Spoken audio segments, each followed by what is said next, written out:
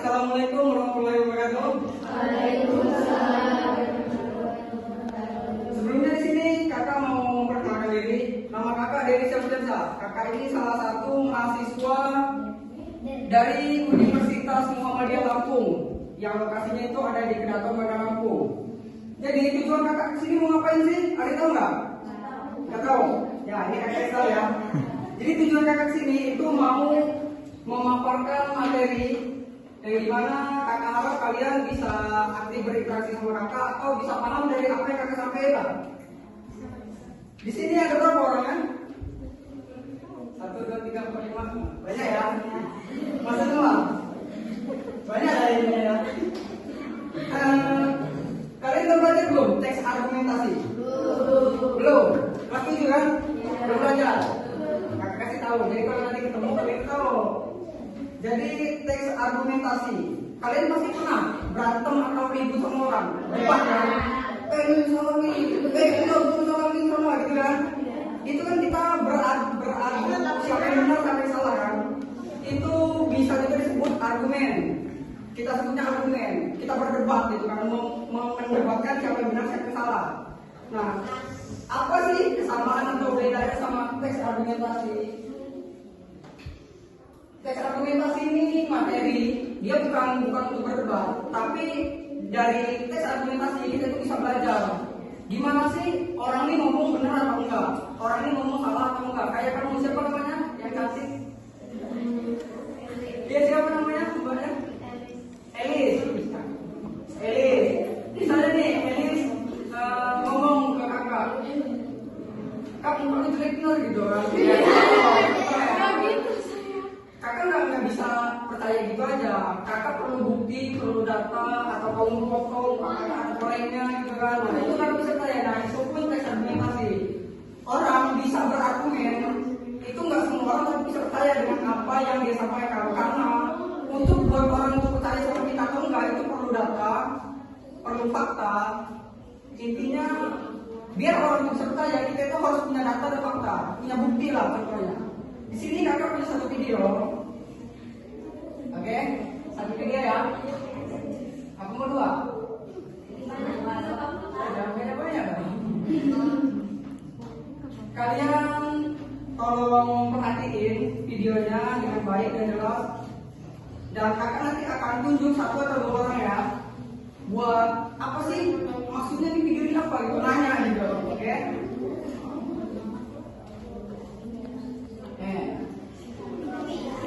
Kok bisa?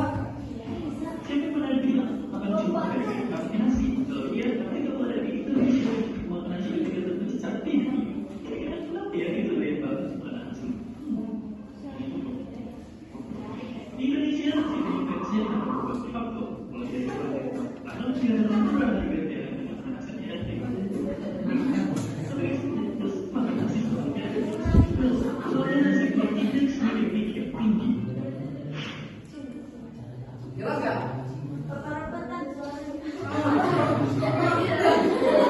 Ini lembek masalahnya. Kakak jelasin sedikit ya. Jadi video ini nih ngebahas tentang kalian semua pasti makan nasi dong. Gak makan batu kan? Serem juga kalau makan batu kan? Makan nasi kan? Jadi video ini itu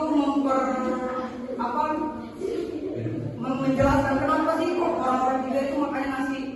Kenapa sih nggak makan batu aja? Kenapa nggak makan kayu? Nah, itu. Jadi dia itu menjelaskan itu. Kita tonton lagi ya.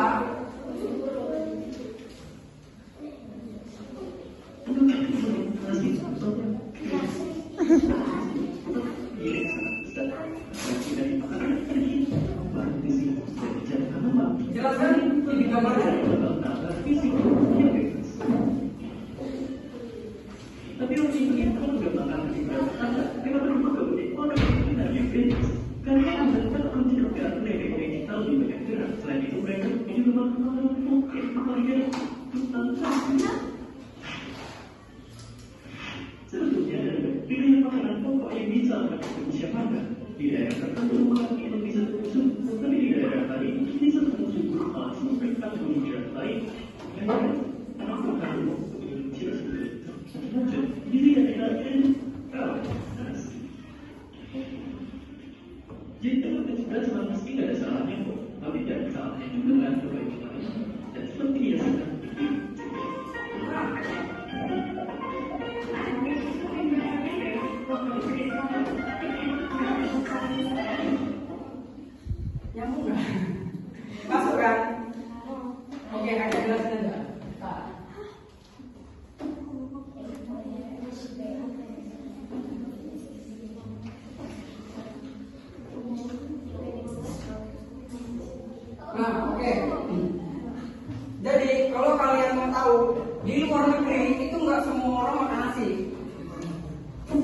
Tapi di Indonesia itu orang-orangnya makan nasi.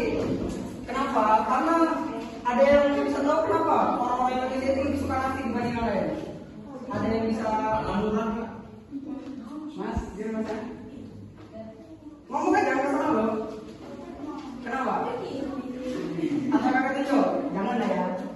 Kenapa? Kira-kira makannya nasi. Kenapa enggak sagu aja? Kenapa enggak tempe aja gitu kan? Atau oke, biar nutrisinya kuat. Siapa namanya? Siapa? Lala. Tiara. Namira. Namira. Jadi nggak ada yang salah. Kenapa? Karena biar nutrisinya kuat kak. Karena biar nutrisinya tercukupi kak. Karena di Indonesia padi itu mudah ditanam kak. Itu nggak ada yang salah. Itu yang disebut namanya opini. Itu yang disebut namanya opini. Cuma dengan kamu berbicara begitu, teman-teman kamu di bangku yang lain itu belum tentu bisa percaya. Karena itu hanya sekedar ucapan aja. Kamu perlu bukti, perlu data, perlu fakta untuk bisa memperjelas atau jadi orang-orang itu mempertimbangkan apa yang barusan kamu ngomongin. Jadi biar mereka tuh bisa percaya. Nah, untuk kamu bisa paham itu semua, ini kakak bakal jelasin. Gimana sih opini itu? Nah ini kan judulnya teks argumentasi. Apa itu teks argumentasi? Oke. Jadi teks argumentasi adalah jenis tulisan yang bertujuan untuk meyakinkan pembaca. Oke, meyakinkan temanmu deh. Kamu bilang nih, saya kemarin mau beli iPhone loh. Nah, mereka kan belum percaya, kecuali kamu bawa iPhone ya kan. Nah begitu, meyakinkan pembaca atau pendengar tentang suatu ide atau suatu omongan, biar orang-orang itu bisa percaya gitu sama apa yang kalian omongin. Tapi kalian perlu serangkaian alasan dan bukti untuk mendukung klaimnya. Seperti yang udah kakak jelasin tadi, kamu bilang, oh biar nutrisinya terpenuhi. Itu nggak semua orang bisa percaya karena kamu cuma sekedar ngomong doang. Kamu nggak ngasih bukti, nggak ngasih data statistik yang mendukung omongan kamu tadi itu. Di sini kita bakal belajar itu.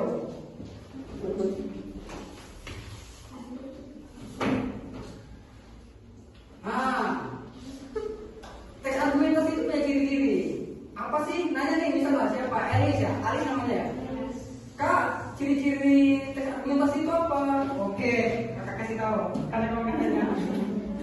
Jadi teks argumentasi itu punya ciri-ciri utama ya. Ciri-ciri utama yang pertama, pernyataan tesis jelas. Nggak nyambung ya? Oh ya, oke dong. Gimana? Bagaimana caranya kita untuk pandai berkomunikasi agar opini kita tersampaikan? Pertanyaan yang mantap. Oke, sebelum kakak jawab pertanyaan kamu, kakak izin jelasin dulu ya. Oke, nanti kita jawab. Siapa namanya Mas? Akbar. Oke, memiliki satu poin utama atau klaim yang ingin dibuktikan. Contoh nih. Kamu pengen ngomong, bro, gua baru punya cewek ya, atau kayak Alis gitu kan? Teman-temanmu nggak percaya kok, kamu jelek kok gitu kan? Nah, biar temanmu bisa percaya, kamu harus bawa Alis. Biar temanmu percaya, kamu harus bawa Alis. Jadi dia percaya, oh iya anjir gitu kan? Jilat gitu kan? Gitu. Perlu poin utama atau klaim yang ingin dibuktikan. Jadi kalian itu nggak cuma ngomong gue pacaran sama Elis, tapi kalian itu bawa pembuktian. Si Elis ini gue bawa ini. Lalu yang kedua, didukung bukti yang konkret. Jadi bukan sekedar ngomong doang. Kayak tadi kan ngomong doang. Gue punya cewek ini baru namanya Elis gitu kan. Tapi nggak ada buktinya, nggak ada bukti. Cuma opini aja, jadi cuma ngomong doang. Orang juga bisa percaya. Biar orang bisa percaya itu kalian harus bawa bukti kayak tadi bawa Elis. Lalu yang ketiga, penerapan logis, menggunakan logika yang untuk menghubungkan bukti dengan klaim. Oke. Lalu mempertimbangkan kontra argumen, mengakui dan menanggapi menyikapi pandangan yang berbeda. Seperti kakak ngomong tadi itu, ada yang nggak percaya nih, kalian jangan bantah, tapi kalian dengerin dulu. Itu namanya kan, dia kan punya opini tersendiri kan, yang tadi kakak jelasin. Begitu. Oke nih, next aja ya.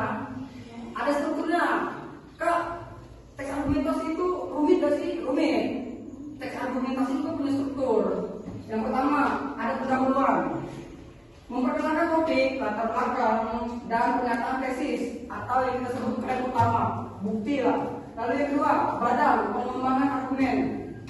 Oke, yang ketiga, penutup, yaitu meringkas poin-poin utama untuk menegaskan kembali tesis dan memberikan pesan akhir atau rekomendasi. Ini strukturnya ya, strukturnya elemen kunci dalam argumentasi. Seperti yang udah kakak jelasin tadi, ini ada perbedaan sedikit lah paling. Ada klaim, ada bukti, ada penalaran, atau penjelasan tentang bagaimana bukti yang anda sajikan mendukung, gitu kan. Kalau kakak bilang kakak punya pacar namanya Elis, kakak bawa orangnya dong, orang kan belum tentu percaya. Tapi si Elis harus mengakui juga, iya punya pacar sama dia. Gitu, jadi orang percaya ya nggak, Elis? Manis kan Elis dong. Kakak lanjut atau apa yang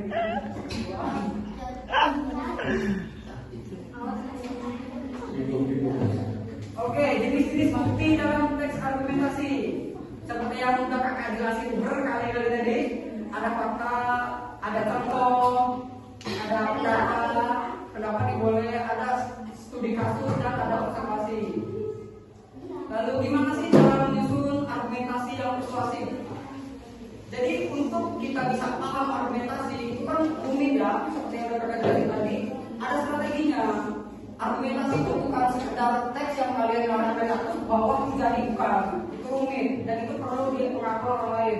Yang pertama, kalian bisa pahami audiens. Kayak kakak nih, kakak mau deketin Elis gitu kan, contoh. Kakak perlu paham dulu Elis itu gimana sih orangnya, apa sih sukanya, lagu favoritnya apa sih gitu, kan contohnya. Lalu kita bisa gunakan bahasa yang kuat dan jelas. Lalu bangun kredibilitas dan sentuh emosi pembaca, jadi dibaper lah. Lalu yang terakhir, periksa logika Anda. Terus ada juga beberapa kesalahan umum atau kita biasa nyebutnya kakak-kakak di sini logika preferensis. Ada ad hominem atau Straumen yang contohnya. Terus di sini ada mengidentifikasi klaim dan bukti, oke? Kalian paham nggak? Dengan apa yang udah kakak jelasin dengan contoh-contoh sebanyak itu tadi, paham? Apa itu teks argumentasi? Paham ya? Ngerti lah dikit gitu lah. Nggak kosong-kosong gitu ya. Oke, jadi teks argumentasi itu seperti tadi, seperti yang udah kakak jelasin. Kalau contohnya kayak tadi kamu bilang siapa? Mama Marina. Marina. Raina. Amira. Oh Amira. Itu namanya opini. Biar bisa disebut itu argumen. Amira perlu bukti. Amira perlu penalaran yang lebih atas apa yang Amira bilangin tadi itu. Begitu kurang lebihnya. Dan ngomong lagi, nanya apa? Siapa namanya? Wah, ya, apa nanya tadi? Bagaimana caranya kita untuk pandai berkomunikasi agar opini kita tersampaikan? Bagaimana caranya biar kita pandai berargumentasi? Ya, yang pertama, kamu perlu paham dulu argumentasi itu apa. Kalau kamu pengen berargumentasi, kamu harus tahu dulu argumentasi itu apa. Yang kedua, kamu perlu bukti, perlu data, perlu fakta untuk mendukung apa yang kamu omongin ke orang. Dengan adanya bukti, data, fakta, dan kamu paham apa yang kamu omongin, itu bakal buat orang tuh melihat kamu ngomong tuh, hebat nih. Gue percaya nih apa yang ngomongin, begitu. Begitu kurang lebihnya. Bisa dipahami? Ya. Ada yang kakak sampai ke kalian semua. Di sini kakak tutup untuk materi yang kakak sampaikan. Makasih semuanya udah mendengarin, udah mau berinteraksi sama kakak. Assalamualaikum warahmatullahi wabarakatuh.